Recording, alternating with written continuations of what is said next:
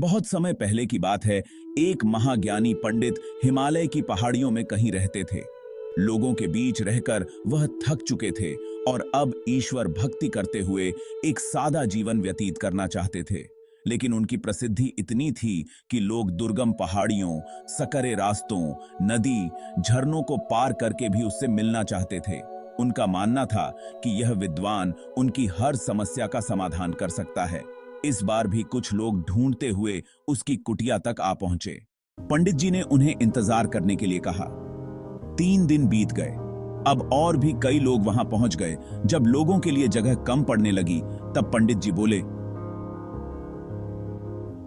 आज मैं आप सभी के प्रश्नों का उत्तर दूंगा, पर आपको वचन देना होगा कि यहां से जाने के बाद आप किसी और से इस स्थान के बारे में नहीं बताएंगे, ताकि आज के बाद मैं एकांत में रहकर अपनी साधना कर सकूं।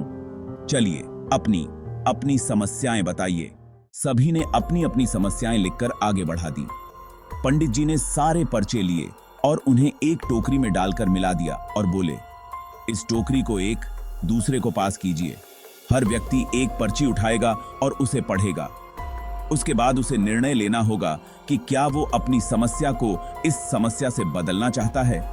हर व्यक्ति एक पर्चा उठाता, उसे पढ़ता और सहम सा जाता। एक एक करके सभी ने पर्चियां देख ली, पर कोई भी अपनी समस्या के बदले किसी और की समस्या लेने को तैयार नहीं हुआ।